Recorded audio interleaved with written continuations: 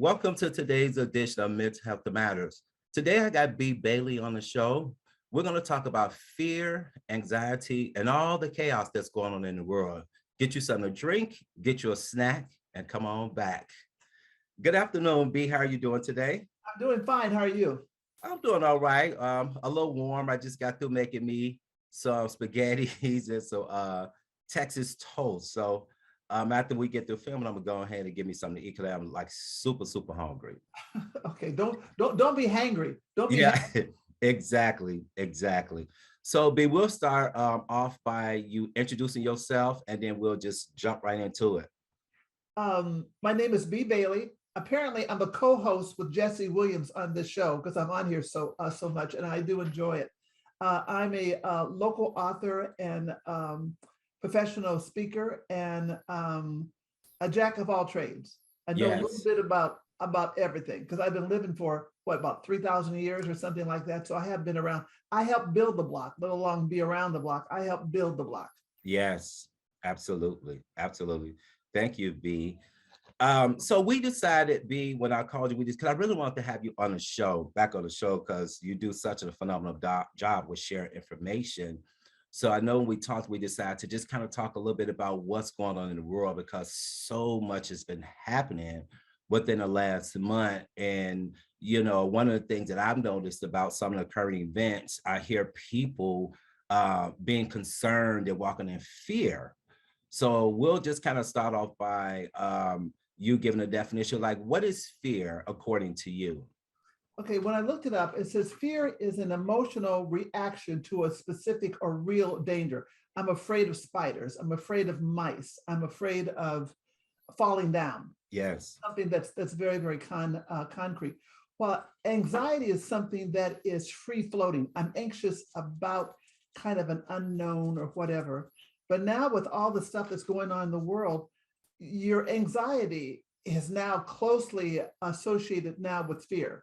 Things that I used to be anxious about. Are my grandkids going to be all right? I mean, I've got all these little brown and black boys and a brown granddaughter. Are they going to be all right? Now that's gone from being anxious to really fearful. Before I signed on, I was talking to my daughter and I said, well, what are the boys doing? She has one Hispanic son that she's adopted and then one biological son that's Black. I said, what are the boys doing? She said, oh, they live down in Orange County, extremely conservative area. They live in a very nice area that has a canyon. I said, what are the boys doing? Oh, Andrew has a BB gun. They're going out to the canyon and shoot the BB gun. And I went, and I haven't called her back. Too many variables.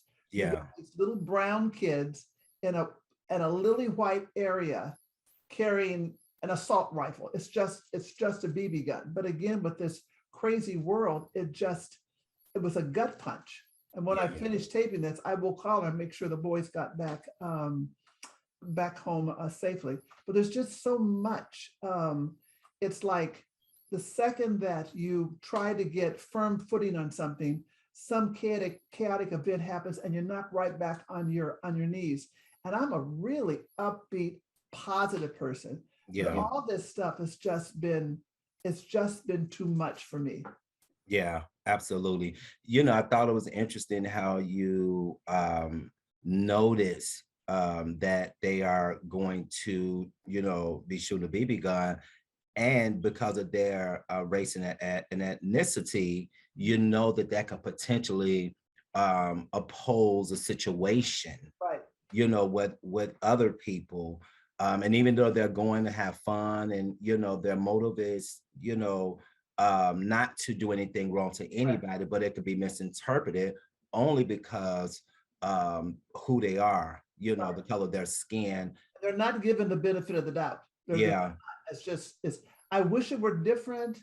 I wish things had changed. In my opinion, it's getting worse, yeah, particularly with all this crazy gun stuff.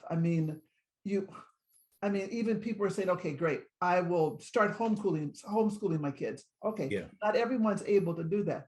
But do you feel comfortable enough taking your kids to go get ice cream, to go for a Wow. walk in the park? Yeah, What? When I'm yeah, at the nail shop getting a manicure or pedicure, that's a soft target. yeah, When I go yeah, to church, we've got a security plan, but I'm not sure they got a security plan for an AR-15.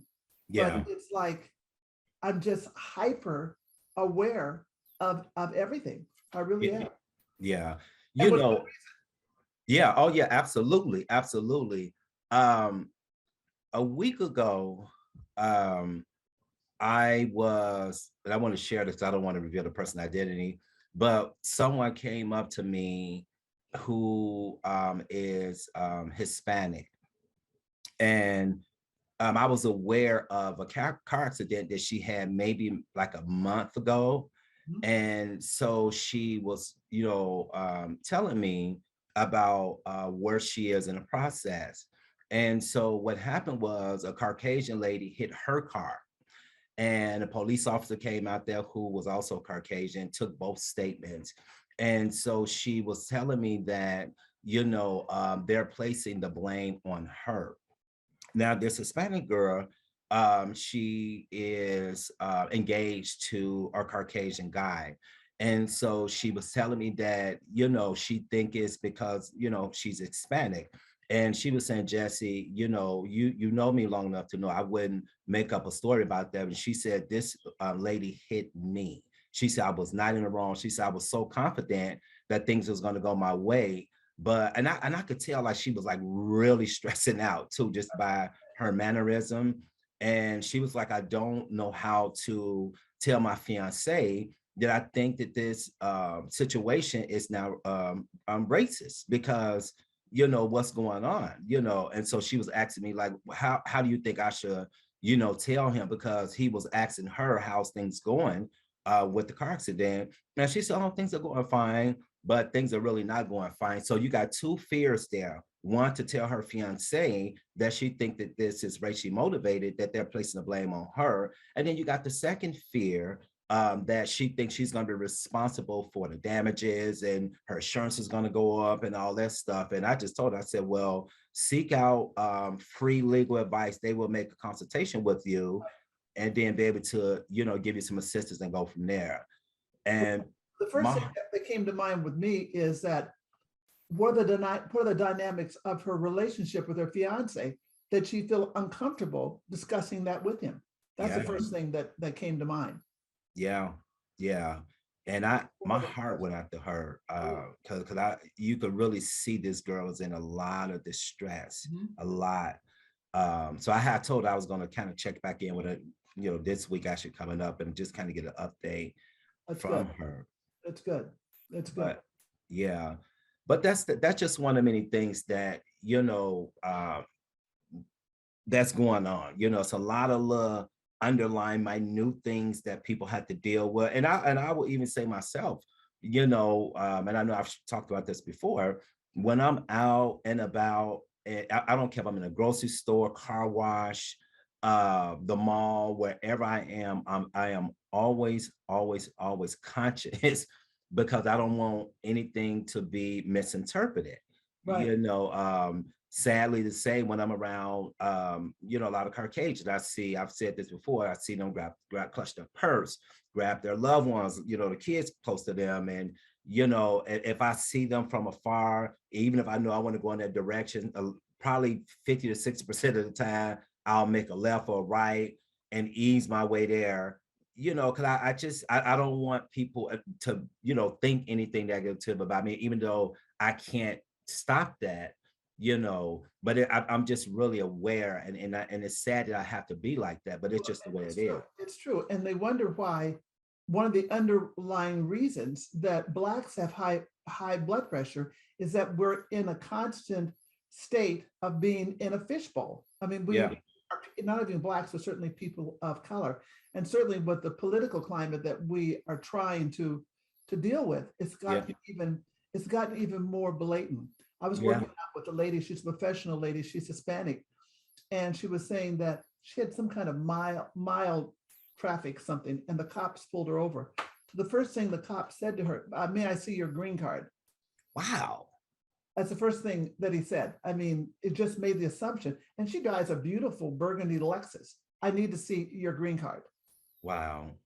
So I mean, it's unfortunate, but it's there. And the gun violence. I mean, the gun violence. I mean, this pickup. I try not to watch the news, but it's a little hypnotic. You end up, I try not to watch it, but then I kind of slide back in it. Then I go Yeah, watch it. But I mean, every single day, there seems to be another shooting of some sort. There was some kind of a shooting whereby people were burying their loved one who was shot by the police, yeah, and three of them were shot at the cemetery. yeah, Back in Iowa, I'm from Lily White, Iowa.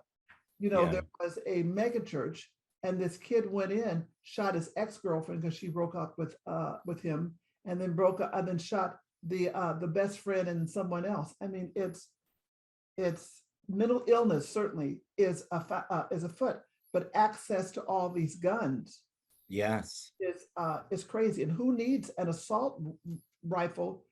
I mean, what's the purpose of an assault rifle? I mean, it can shoot like 300 bullets a minute. I mean, were you taking out a whole herd of buffalo? And even if you yes, took down a herd of buffalo, how are you going to be able to eat the meat because you've turned it into hamburger? exactly, So exactly.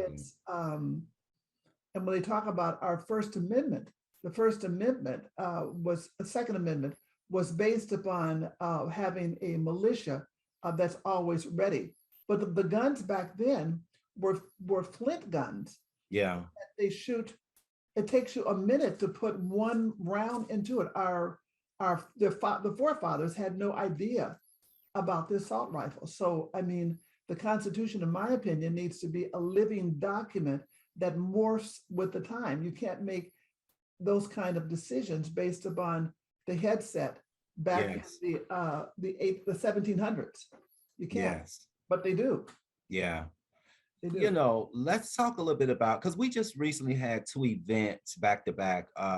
One, we had a shooting where um, I think he was a teenager, and he went in a school and shot a lot of kids. Right.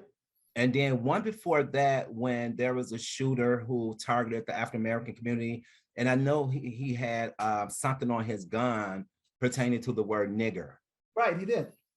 you know, Yeah, and he did. And he went, I don't know how many miles from his hometown, had scoped out the place with the understanding that I want to kill all these blacks because he has bought into the conservative headset, the replacement theory, yeah, that all these brown people, either here or the ones that immigrants were letting in, are going to replace the whites. And I find that really comical because when the Pilgrims came here, they came to a brown country. This mhm, country was already brown.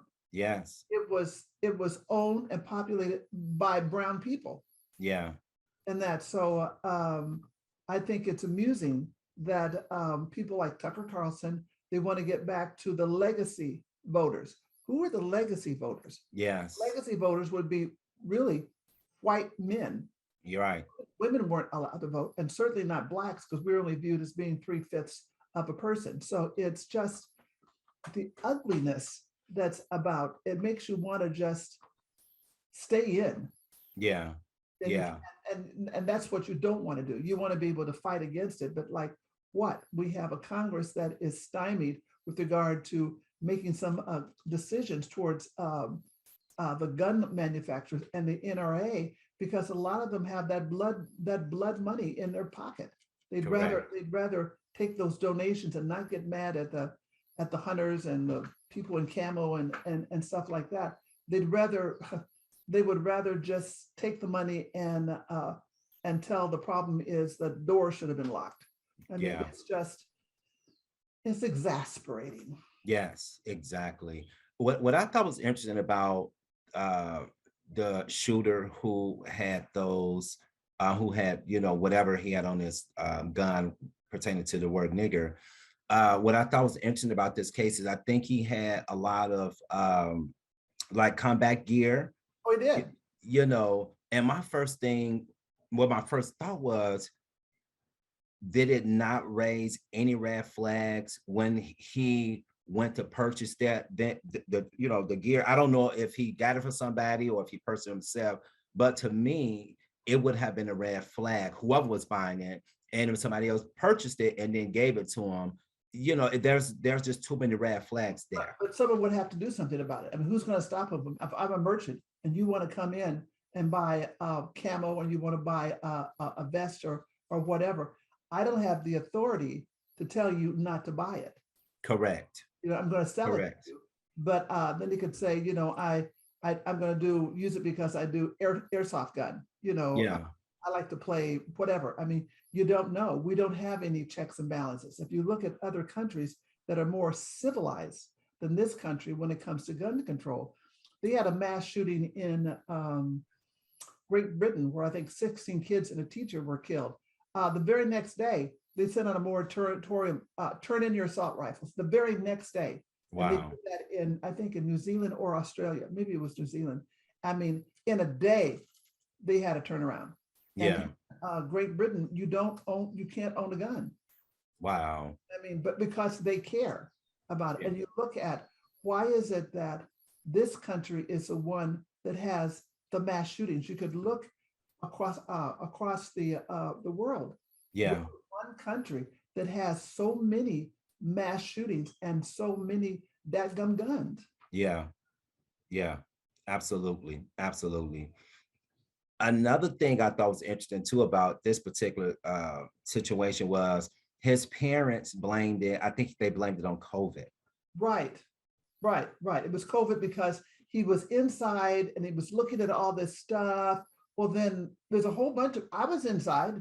Yeah, I didn't go buy a gun and go shoot up some people, but it's just a weak excuse. yeah. What do you think we as a society can do to minimize some of these horrific situations that we're seeing in the community? Because I think it's going to gain a lot of momentum, to be honest with you, if we don't really, you know, come together, you know, as a country Right. and, you know, brainstorm and come up with some ideas to minimize this madness that's going on, so to speak. Well, I mean, you look at that's like the $64,000 question. I mean, how Bill Clinton had an assault rifle ban that expired. I think he put it into effect in 1964, and then it expired, and the GOP refuses to reinstate it.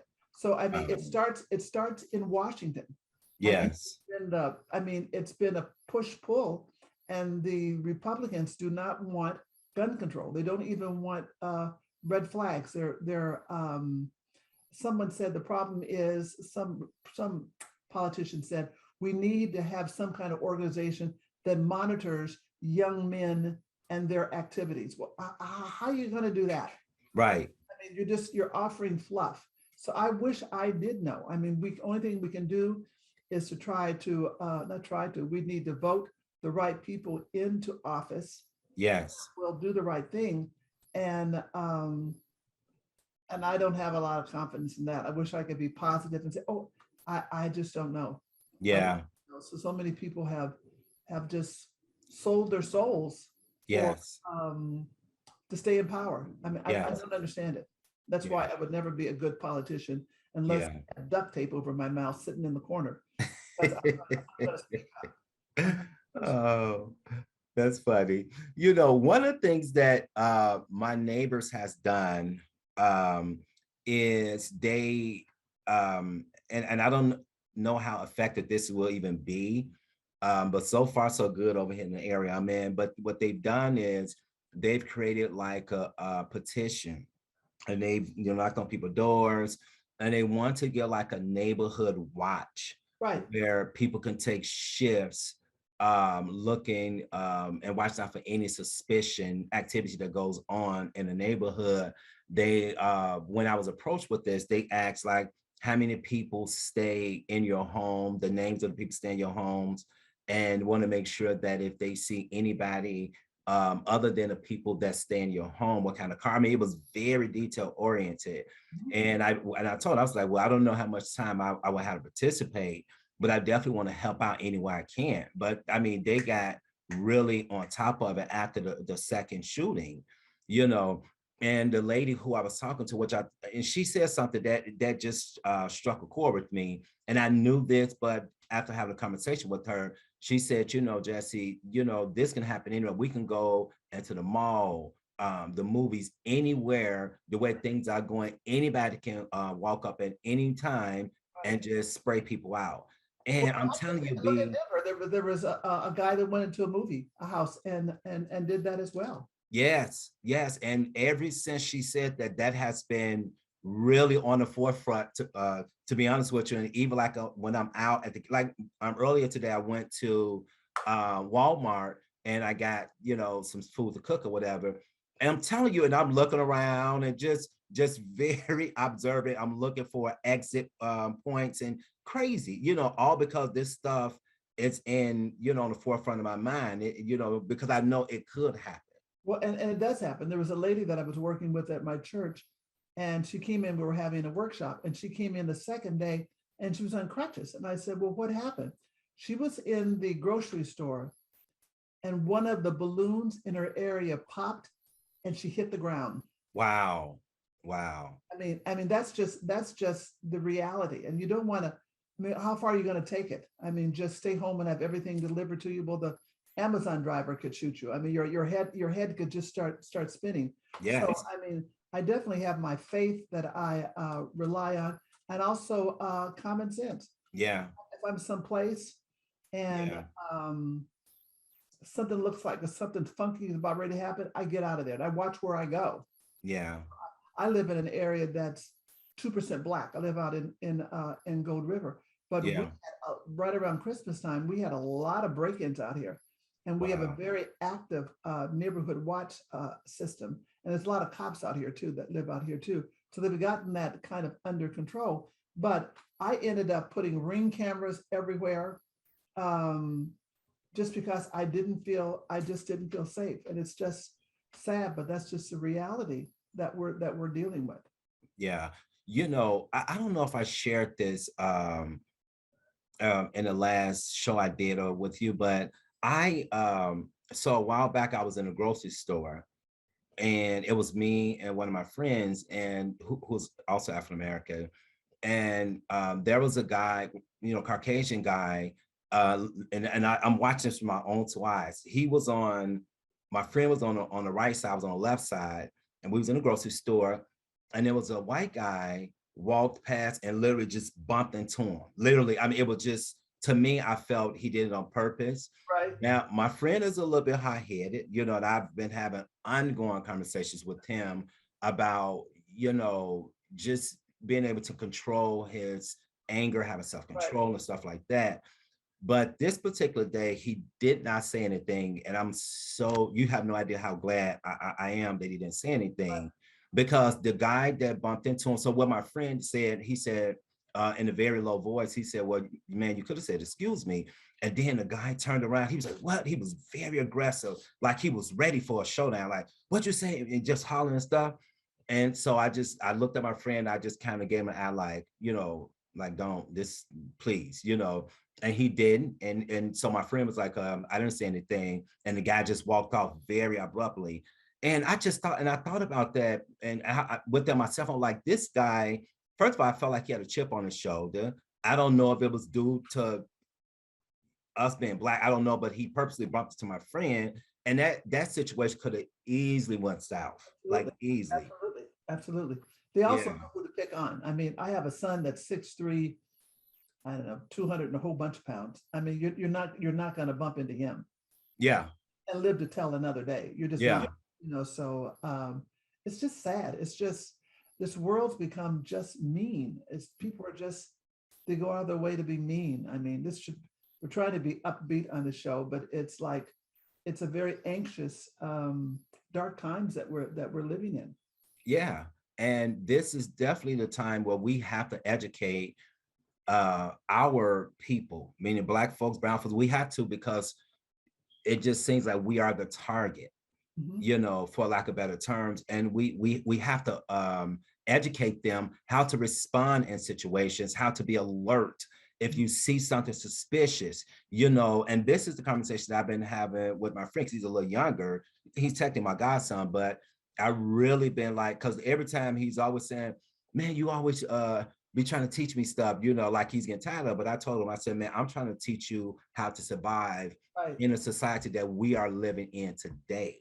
I right, said, you're a young Black man, and the way that you present yourself, your mannerisms, and even though you're not in a gang, you're not selling drugs, you're not in their lifestyle, but because the way you carry yourself and the way you communicate, a lot of people gonna always make the assumption this was never been in jail, never got in trouble, anything. right, But the way he look and carry himself, people gonna profile him. And right. so he's starting to slowly but surely get it now. And the interesting thing, his grandmother and mom both are white, and Mhm, he is Black as the night. mhm. And so I told him, I said, when you get a chance, kind of like talk to your mom about some of the things that you struggle with, because his grandmother, according to him, doesn't really understand the African American community. How You could she? know, I mean, she's not a part of it. Right. And he said that she, like for example, what happened with George Floyd, she, sided with the police. So he said, man, like they can't have a conversation Right. because she doesn't understand. And I told him, I said, well, maybe you can work through your mom, but I mean, it's crazy. It's just all around crazy to me. Mhm. But that's where we are today. That's where we are today in society. And we got to do our best. But I will tell you this, I'm really I don't know. I feel like I'm also a little anxious too when I go out. Cause I mean I like to go out. I like to go out to the movies and to the mall and shopping and do things. But now I am so aware, Mhm. and maybe I have a little bit of biases too, because I do look at a lot of young Caucasians, because it seems like that's where a lot of this is coming from. When they're in my midst, I do kind of focus on them and look at their activities and the Right. way they're moving to make sure nothing is, going to happen while I'm in their midst. Mhm. So, It's true. It's sad, but it's true. yeah, yeah, The other thing that causes anxiety is the status of the economy. Something as simple as gas prices. I yes. saw something on Facebook which was pretty. You're not on Facebook, Harvey. I don't. At least you're not active. You should. Yeah, I am on Facebook, but I'm more of a troll. Oh, okay, yeah, okay. I'm a Facebooker, but I saw something that said with gas prices, it's like everyone's under house arrest. They go to work and they come home. They Yeah, don't do a bunch of running around. And even though I'm retired, I don't necessarily have any financial issues. But before I leave the house, I make a note. Okay, where do I have to go? yeah. So I'm not zip-zagging all over town. And then I saw up in Mendocino, up in the mountains, gas was being sold for $10 a gallon. That's crazy. That's crazy. $10 a gallon, so while I'm aware of it, there's some people that have to make a decision between the amount of food they're going to eat and whether or not they're going to have enough gas to get to work.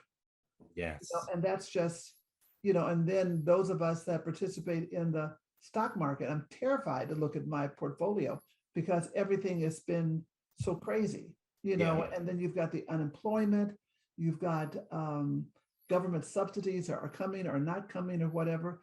It's there's just so many areas right now uh, in our lives that we cannot depend on. Everything is quicksand.